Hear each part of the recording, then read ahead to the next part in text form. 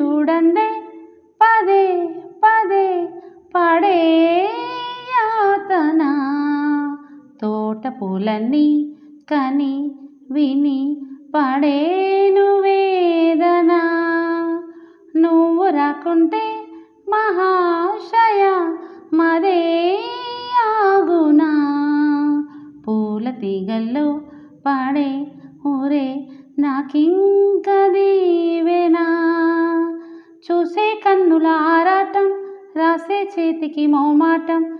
తలచి వలచి పిలిచి అలసి నీ రాక కోసం వేచి ఉన్న ఈ మనసుని అలుసుగా చూడకని అంటూ మా పెరటి జాం చెట్టు పళ్ళన్నీ కుశలం అడిగే.